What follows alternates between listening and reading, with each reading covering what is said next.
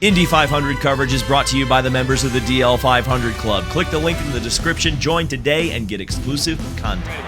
All right, welcome to Carb Day at the Indianapolis Motor Speedway. And for a first time in David Land history, we hired a driver because no one else would have him this year, but we got Stefan Wilson. Welcome back to the Speedway, Steph. Thanks, David. Yeah, it's great to be here. What an atmosphere on Carb Day. Even though I'm not driving this year, it's still infectious to be out here, the passion that all these fans are showing. So great to be out here.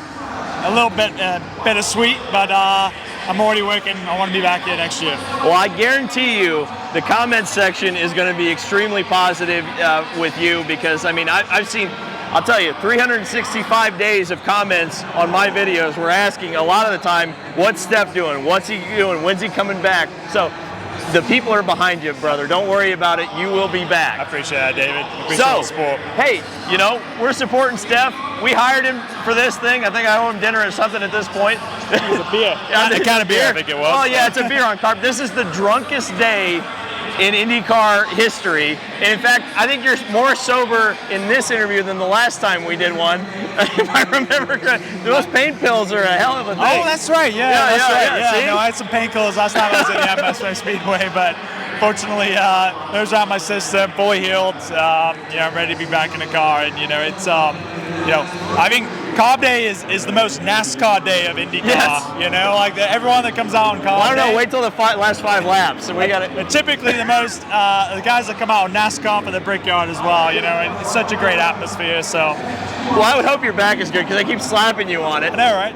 Let's take a quick look at the top 5 from practice today, and then we'll come back with Steph and talk a little bit about the month, and then we'll get into the history segment. So the final practice for the Indianapolis 500 Carb Day, Scott Dixon on the top of the time charts, 227.6 miles an hour. He was fast on the first day, fast on the last day, hasn't been fast in the middle. We'll see what happens with Scott Dixon. Anything to add about Scott, Steph? No, I mean, he's always had a good race car here. Starting back in the field, starting 20 on the 21st. 21st. I thought it was 21st. Starting all the way back there. He's had opportunities to win this race starting up front, and mistakes have really bitten him. So starting back in 21st, maybe that's what he needs to do to actually find his way to the front and actually win this thing for the second time. Elio Castroneves, speaking of winning, has won here a lot. 4-time winner, going for the 5th. It was a good start to it's been a good month. Again, qualifying kind of bit him. He's starting on that amazing row 8 with him and row 7 with him and Marco. 62 combined starts in that row. Isn't that insane? He was the most experienced row in Indy 500. The second. The first one was 1991 with AJ, Mario, and Rick Mears. So they're in good company. Pretty good company for sure. Pato O'Ward, he's complained about his car all month, but he keeps being up at the top of the time charts. I have no idea what to think of Pato. Colton Herta, who I think a lot of people are tapping as one of the guys on Sunday to watch in this Indianapolis 500. Tom Blomqvist coming over from IMSA. The first time we've seen him in the top 5 all month long. It's a good time to peak if you're Tom. And of course, Marcus Ericsson, who had, I've been so impressed with Marcus Ericsson because you know how hard it is to come back from a crash in practice and actually be able to compete at the highest level. I think Marcus Ericsson's a top 10 driver. Yeah, no, I think the interesting thing there is obviously that car didn't have the speed in qualifying. It's a backup car that he's in, but he's had 4 or 5 days since the last day of practice. I'm sure the team's been massaging that car, making it as good as they can for the race on Sunday. So, I'm sure they found a little bit of speed, and at the same time, the outright speed that you show in qualifying isn't indicative of what you can do in a race trim. And all the Andretti cars are looking really strong this month. In the traffic, in the dirty air, they just look like they're handling the best. I would say Colton Herta has a race-winning car when it comes to how it handles in dirty air, but outright speed is going to count for something on Sunday, and the Penske's have that in spades. Well, so that's what I wanted to talk about. Hey, welcome back. We're here. Look at that. Welcome back, everybody. I love having a live audience, even though they're not cheering for us. Penske, it's been absolutely incredible, the dominance that we haven't seen here in a long, long time. Of course it's Penske, we're not really surprised about that, but they've been off the last few years. They've been kind of a midfield team. Yes, they got the win with Joseph Newgarden last year, but in this kind of an era, to put 3 cars on the front row and have us all talking about how we think that they're going to be the guys, especially Will Power, by the way. Oh my God, that thing looked fast today. How impressive is that? You know how hard this is. I mean, finding tenths of a mile an hour around the Indianapolis Motor Speedway in qualifying is difficult. It's hard to do. You're trimming out. Everything has to go perfect. You got to get the conditions perfect. Engine tuning has to be perfect. You got to hit the nail on the head. And they have 0.8 miles an hour over P4. Yep. You know, so you're talking about, you know, the rest of the field, P4 to P33 is separated by 2 miles an hour. Yep. And the Penske's have 0.8 miles an hour over P4. So they're just doing an incredible job. It's really interesting when you look at the Michael Cannon effect. Yep. And you know, he should be paying me a commission, you know, for the bonus he's about to get this winter, because 2022 to 2023, AJ Foyt Racing hires Michael Cannon. They go 2 miles an hour faster. Yep. Coming back to the month of May. Penske partnered with AJ Foyt Racing. They get a little bit of Michael Cannon magic, and they've gone 2 miles an hour faster this year than they did the previous year. So there's something to be said about what he's able to do as an engineer, an incredible engineer, and I hope I get the pleasure to work with him one day. He's absolutely unbelievable. You mentioned the Andretti Global team. I agree with you, Steph. They're unbelievable in traffic. Typically, I would look at Herta and Kirkwood. Ericsson's going to probably be starting too far back to really factor into the finish of the 500, I would think. Yeah. But I think top 10 for Marcus for sure. Oh, for sure. And I think he can come through. The 500 miles, you know, the 500 is a long race, you know. And oh, yeah. All it takes is a yellow at the right time to just switch up the strategy. He's got a good race car that can make up positions on track as well. And I think he can find himself towards the front. I do agree, it's going to be a long day for him, mainly just trying to pick off cars and move forward. And I don't know if he's got enough time, but, you know, with the amount of reds that we had last year as well, that throws things up.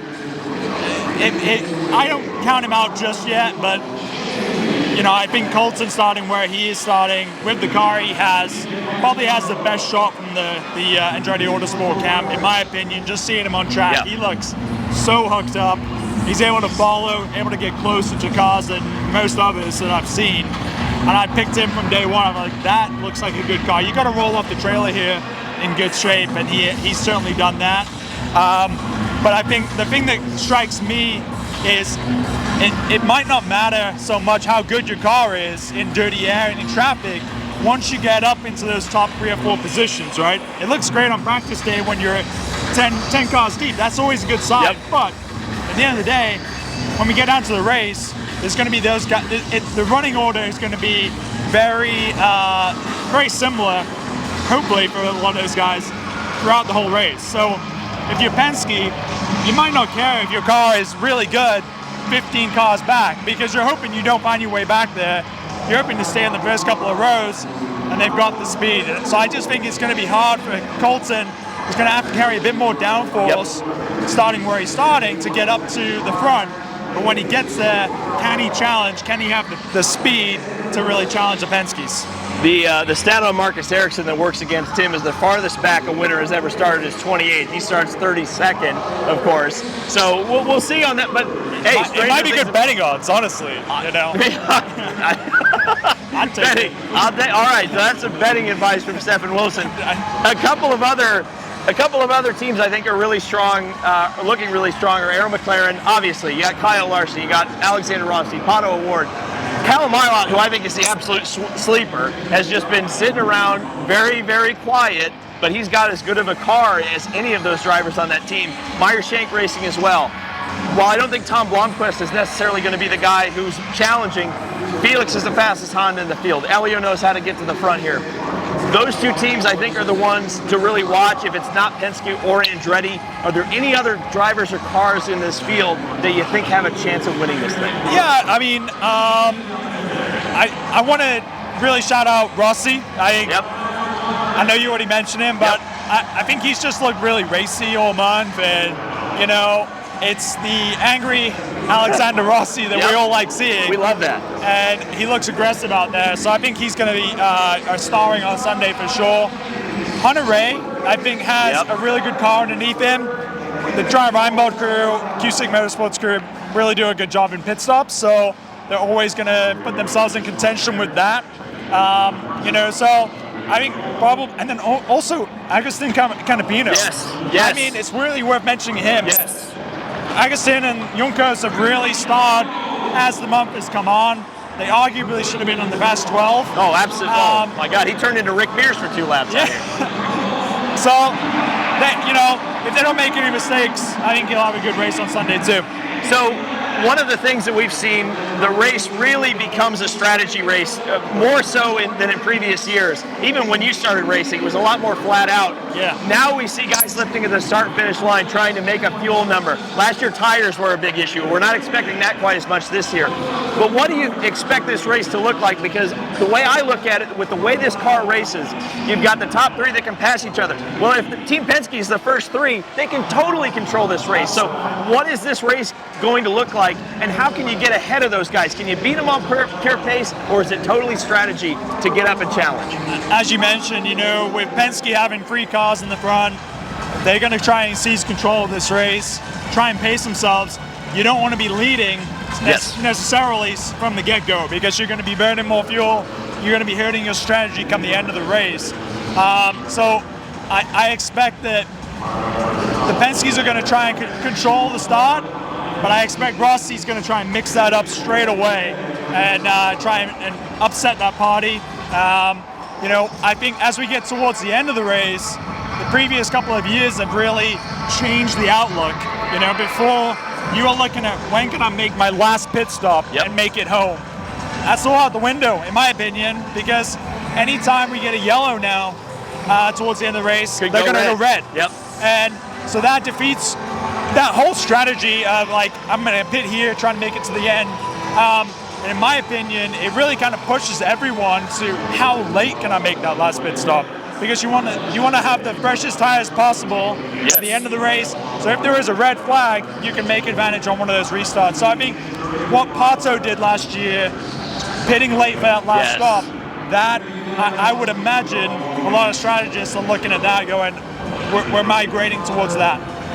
So before we get some final thoughts from Steph Wilson, we do have a history segment today because it is Carb Day, and while this race doesn't exist anymore, we love it so much. It's such a great tradition here at the Indianapolis Motor Speedway, and we want to see it come back someday, the Freedom 100. And we took a look at the first race in 2003.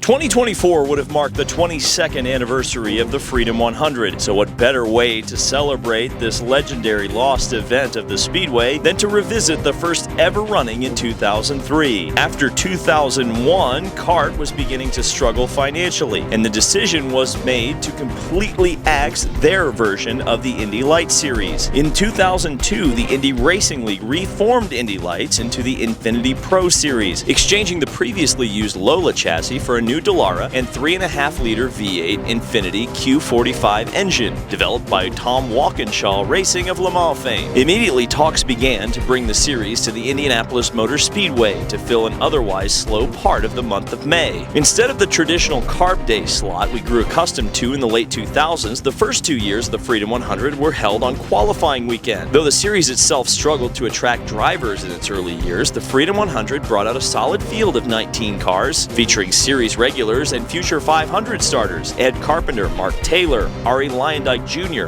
Jeff Simmons, and Tiago Medeiros. One of the most intriguing starters of the race was World of Outlaws star Craig Delansky, getting his only shot at the Indianapolis Motor Speedway. Although his attempt would end short and prove unsuccessful,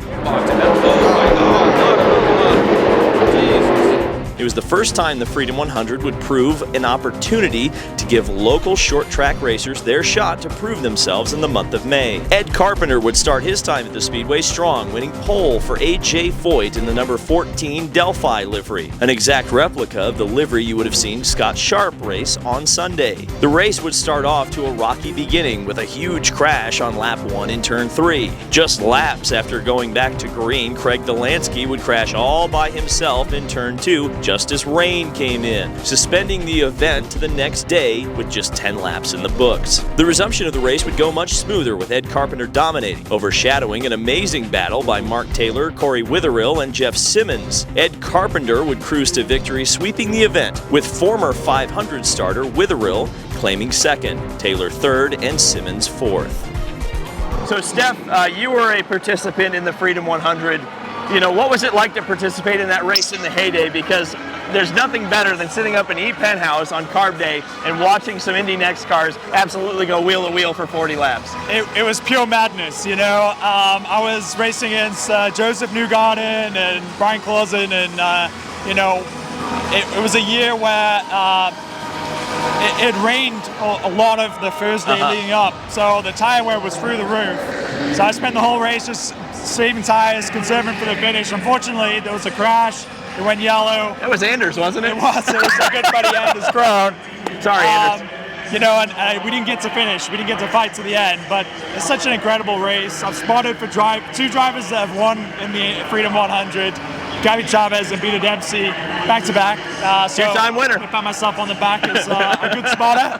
But you know, it was the highlight of the schedule for the Indy Lights, Indy Next series. You know, because you got to compete in front of 100,000 people. The atmosphere was incredible, and it was the one we all wanted to win. It was our Indy 500 as being in Indy Lights, so you all want to win at the Brickyard. But yeah, it's a shame it's not here. It's not back on, but that's above my control, so I'm going to leave it there. Sure.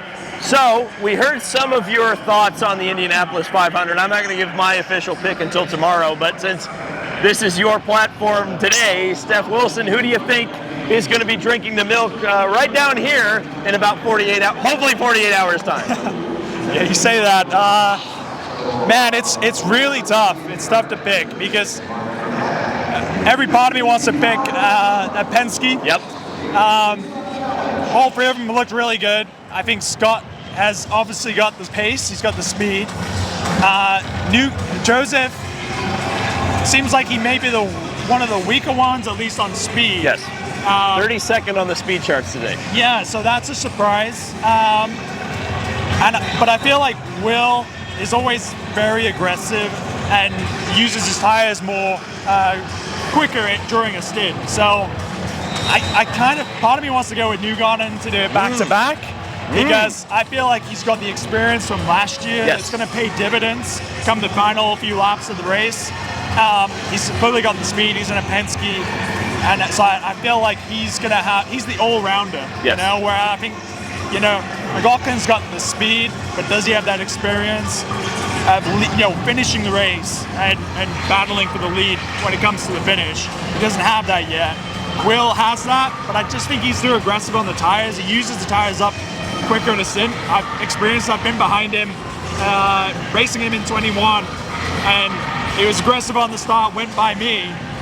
And he was so aggressive, and I just remember him, like halfway through the stint, his tires were done. And I got back by him, and it was like, okay, well, there's something to be said about that, like pacing that stint and making it last the whole 30 laps. So I think Newgarden's just the all-rounder, and it's hard to go against him. If it's not a Penske?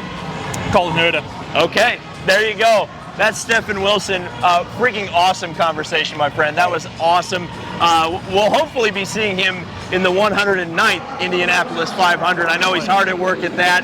And hey, you know, you qualified for this race last year, and we're really sad that we didn't get to see you fulfill that last year, because we know how fast that car was. Yeah, no, it was. It's a tough pill to swallow. You know, it's weird, kind of coming back to the Speedway. I've been back here since last year, so it feels like a time loop. You know, just kind of missed out all that time in between, and you know. Last year was a good month for me. I showed what I can do in good machinery. I was close to Ryan all month, and he's an Indy 500 winner, so it's given me a lot of confidence that if I can get back and get in the right machinery, I can compete, and that's going to be my goal, the 25 and 25. We're looking forward to it. You know where to subscribe if you want to see coverage of him coming back to the Indianapolis 500 next year. Thank you guys so much for watching. Thanks to Steph Wilson. That was freaking awesome. And we'll see you in the next video.